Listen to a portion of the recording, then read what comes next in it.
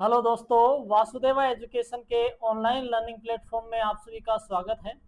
दोस्तों, आज का जो वीडियो है वो आज का वीडियो राजस्थान बोर्ड अजमेर के 10th क्लास के मैथमेटिक्स का सिलेबस उसके बारे में है कि भाई राजस्थान बोर्ड अजमेर में मैथमेटिक्स का जो सिलेबस है वो वो किस तरीके से है, उसका पैटर्न जो है वो किस तरीके से डिवाइड है और देखते हैं। आइए, माध्यमिक शिक्षा बोर्ड राजस्थान अजमेर, इसका जो पाठ्यक्रम है अपने पास में वो गणित का पाठ्यक्रम अपन देख रहे हैं कक्षा 10 का। उसमें कि भाई समय सारणी अगर देखी जाए, क्वेश्चन पेपर की अगर समय सारणी अपने पास में देखी जाए, क्वेश्चन पेपर की समय सारणी क्या रहेगी, तो मैथमेटिक्स का केवल एक ही पेपर होगा। उस पेपर में टाइम ड्यूरेशन जो है, समय जो है वो अपने पास में 3 घंटे 15 मिनट का होगा। 3 घंटे 15 मिनट के इस समय में अपने पास में जो क्वेश्चन पेपर के जो अंक हैं वो अंक अपने पास में होंगे 80। 80 नंबर का अपने पास में क्वेश्चन पेपर होगा जो बोर्ड का पेपर होने वाला है। और जो 20 नंबर का है वो सत्रांक है, वो जाता है स्कूल स्तर पर। स्कूल स्तर पर विद्यालय लेवल पर ये सत्रांक दिया जाता है। टोटल ऐसे करके इन दोनों का टोटल अपने पास में पूर्णांक जो है वो अपने पास में है 100 नंबर। तो ये तो था अपने पास में समय सारणी इसकी कि भाई 3.25 घंटे का पेपर होगा, उसमें टोटल 80 नंबर का होगा और 20 नंबर का सत्रांक है, ऐसे करके 100 नंबर है।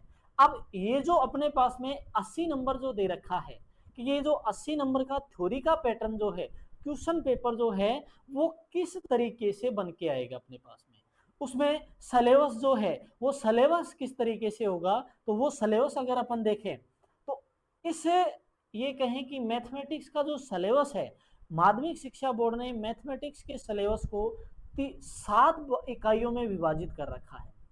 7 इकाइयां विभाजित कर रखी हैं। इन 7 इकाइयों में अलग अलग प्रश्नावली हैं जिनका नंबर डिसाइड कर रखा है कि भाई पहली प्रश्नावली इतने नंबर की है, दूसरी इतने, तीसरी इतने, इस तरीके से कैटेगरीज डिसाइड कर रखी है इसने। तो पहली इकाई जो है वो है पास में वास्तविक संख्या। पहली इकाई वास्तविक संख्या। उस वास्तविक संख्या वाले पहले टॉपिक में आगे आने वाले जो टॉपिक हैं वो अंक गणित की जो है, अंक गणित की आधारभूत प्रमेय, अपरिमेय संख्याओं का पुनर्वर्ण। तो भाई कोई संख्या अपने पास में दे दी, √3 दे दिया, √5 दे दिया, √7 दे दिया, ये अपरिमेय संख्याएं हैं, किस प्रकार हैं, इनका थ्योरेटिकली विवरण जो है वो अपन देंगे। तो संख्याओं के बारे में अगर संख्या पद्धति अपन देखें तो संख्या पद्धति अपन पढ़ेंगे पहले यूनिट में वास्तविक संख्याओं के। उससे आगे दूसरी जो इकाई है, इस दूसरी इकाई में अब सॉरी इसका जो वास्तविक संख्या जो है उस वास्तविक संख्या से रिलेटेड जो टॉपिक है वो अपने पास में होने वाला है 4 नंबर का। 4 नंबर का अपने पास में आएगा कि इसमें से भाई दूसरी इकाई जो अपने पास में है वो है बहुपद। उस बहुपद में बहुपदों के शून्यकों का ज्यामितीय अर्थ और किसी बहुपद के शून्यक और उसके गुणांकों का जो है वो अपने पास में संबंध जो है वो है अपने पास में इस बहुपद वाले टॉपिक में, वो है 4 नंबर का। 4 नंबर का अपने पास में ये टॉपिक है। इसके अलावा नेक्स्ट प्रश्नावली जो है वो है कि दो चरों वाले रेखिक समीकरण युग्म, दो चरों वाले रेखिक समीकरण युग्म और रेखिक समीकरण युग्म को हल करके बीजीय विधि जैसे प्रतिस्थापन विधि, विलोपन विधि, इनका यूज करना। अब इसमें क्या है भाई, बहुपद में तो क्या आएगा अपने पास में, समान पद वाले, असमान पद वाले, इस तरीके से बहुपद दे देगा। समान पद वाले हैं तो उनको जोड़ना, घटाना, योग करना और भाग करना, ये सारी चीजें बहुपद वाले टॉपिक में आएगी। या कोई द्विघात बहुपद दे देगा, दो घात वाला, और उसके मूल जो है उसके टुकड़े हैं वो किस तरीके से करने हैं, उन टुकड़ों को अपन मान निकालना। ये हो गए, ये शून्यक में आ गया सारा कुछ, शून्यकों के मध्य और गुणांकों के मध्य संबंध स्थापित करना। इससे आगे तीसरा जो प्रश्नावली है वो है अपने पास में दो चरों वाले रेखिक समीकरण युग्म। दो चरों वाले, देखो एक बहुपद तो अपने पास में एक्स एक्स के पदों में आता है, एक आ जाए एक्स और वाई दोनों के पदों में, तो ये दो चरों वाले रेखिक समीकरण युग्म हो गए। इन दो चरों वाले रेखिक समीकरण युग्मों को हल करना, रेखिक समीकरण युग्मों को हल करने की जो विधियां हैं वो भी अपने को दे रखी हैं कि ओनली दो विधि है, उन्हीं को अपने को काम में लेना है। पहली तो प्रतिस्थापन विधि और दूसरी विलोपन विधि, इन दोनों विधियों के सहायता से इसको हल करना है। तो ये जो टोटल मार्क है ये अपने पास में है 4 नंबर का। नेक्स्ट अगर देखें इसी इकाई का नेक्स्ट भाग जो है वो है द्विघात समीकरण। द्विघात समीकरण अपने को दे रखा है। द्विघात समीकरण, गुणनखंडों द्वारा द्विघात समीकरण का हल और मूलों की प्रकृति बताना। इस द्विघात समीकरण वाले टॉपिक में वही मूल रूप आ गए अपने पास में। तो उन द्विघात बहुपदों को हल करके और उसके मूल ज्ञात करना, मूलों की प्रकृति बताना, ये सारी जो चीजें हैं वो इसमें पढ़ी जाएंगी, जो कि कितने मार्क का है अपने पास में 4 नंबर का है। वो कितने नंबर का है 4 नंबर का। आगे अगर देखें तो इसी का 5वीं प्रश्नावली जो है समांतर श्रेणियां जो है वो अपने पास में है। टोटल इसमें होने वाला है 6 नंबर का, जिसमें अपन पढ़ेंगे भाई समांतर श्रेणी क्या है, समांतर श्रेणी का nवां पद ज्ञात करना और समांतर श्रेणी के प्रथम n पदों का योग ज्ञात करना। ये है इसके 5वीं प्रश्नावली में। वो जो है उसका टोटल नंबर जो है वो अपने पास में होगा 6। तो कुल मिला के ये कह सकते हैं कि भाई दूसरा चैप्टर बहुपद वाला अपने पास में 4 नंबर का, फिर द्विघात बहुपद फिर 2 स्वरों वाले रैखिक बहुपद हैं उनको हल करना वो भी 4 नंबर का, फिर द्विघात समीकरण जो है वो भी 4 नंबर का, और समांतर श्रेणी जो है वो 6 नंबर की। तो कुल मिला के ये कह सकते हैं कि इकाई जो सेकंड है वो इकाई सेकंड अपने पास में हो गई कितने नंबर की 18 नंबर की, जिसमें 4 प्रश्नावली अपने पास में है। अब ऐसे ही इकाई जो थर्ड है वो इकाई थर्ड है ज्योमेट्री, ज्यामिति।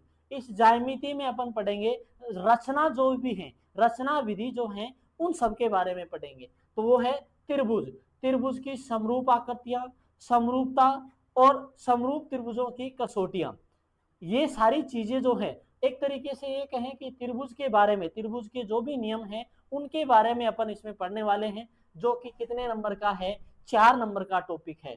इससे आगे जो व्रत है, व्रत में स्पर्श रेखा, एक बिंदु से वृत्त पर कितनी स्पर्श रेखाएं खींची जा सकती हैं, ये सारी चीजें जो कि प्रश्नावली 10 में है वो पढ़ेंगे। तो उसका जो यूनिट डिवाइडेशन है, उसका जो नंबर है, उसकी जो मार्किंग है वो अपने पास में 6 नंबर की होने वाली है।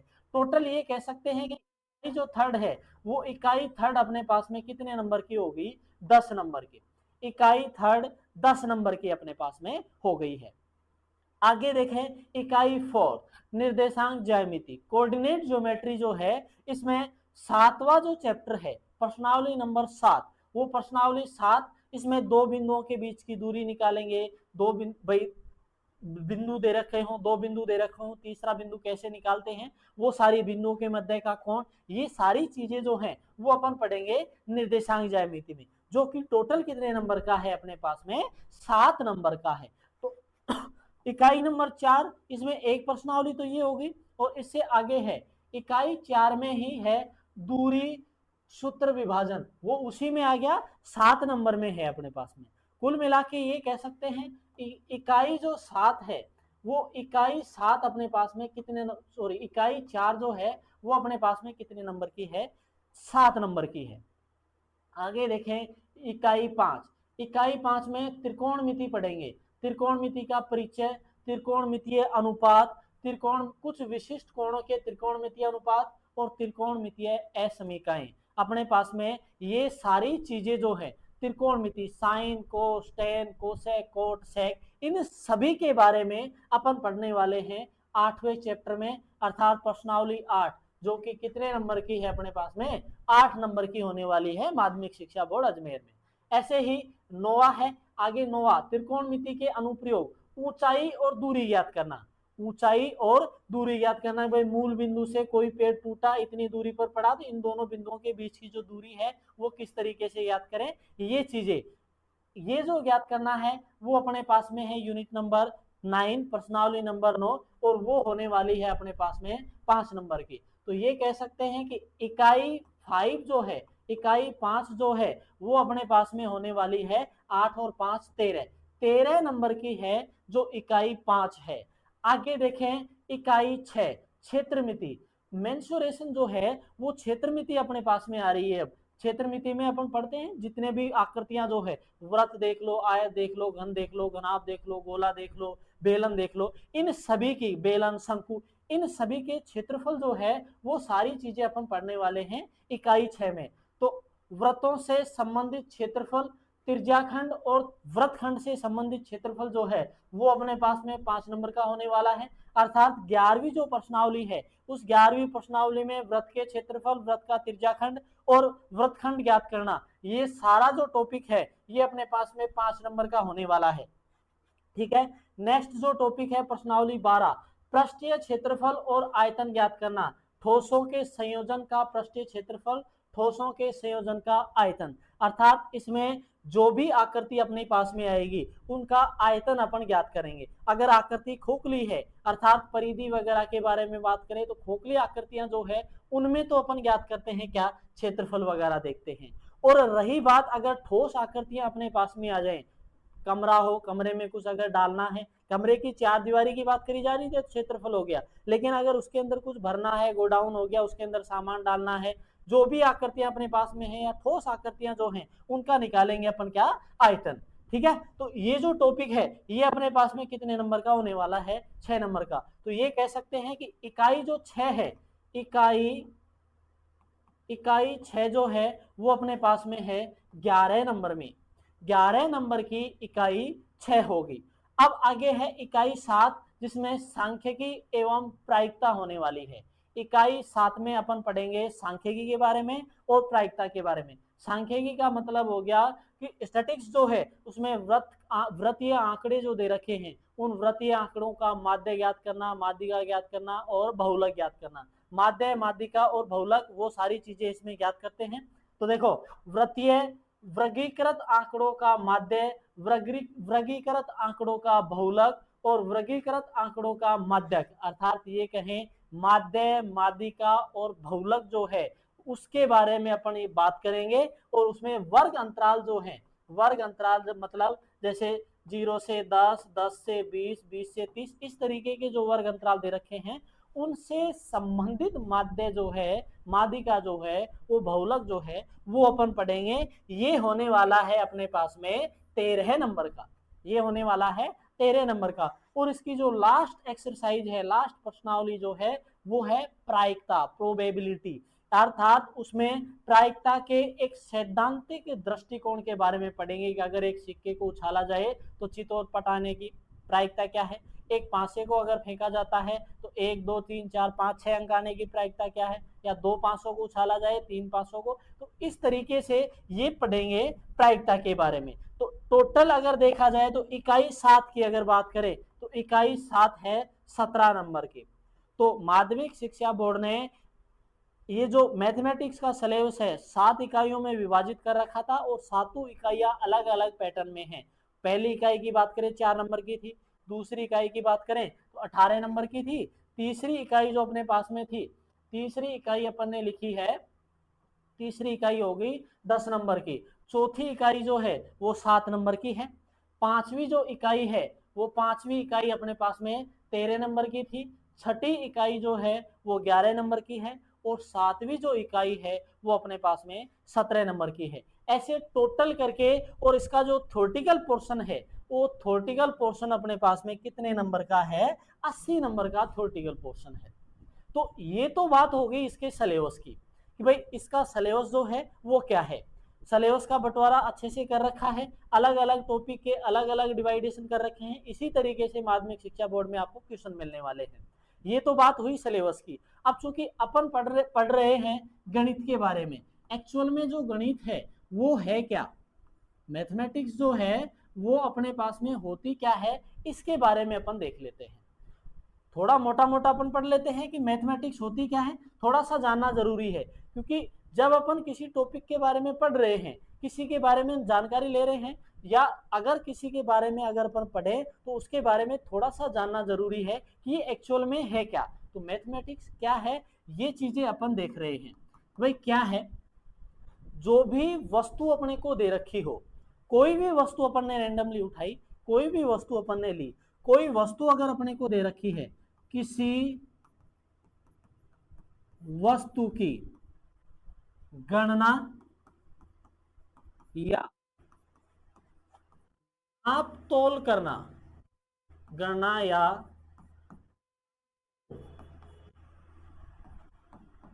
करना ही गणित कहलाता है।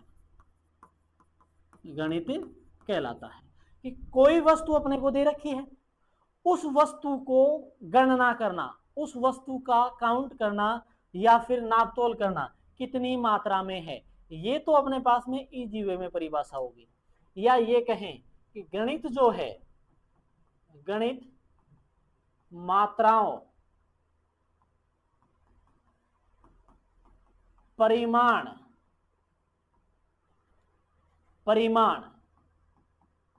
गणना, ज्यामिति का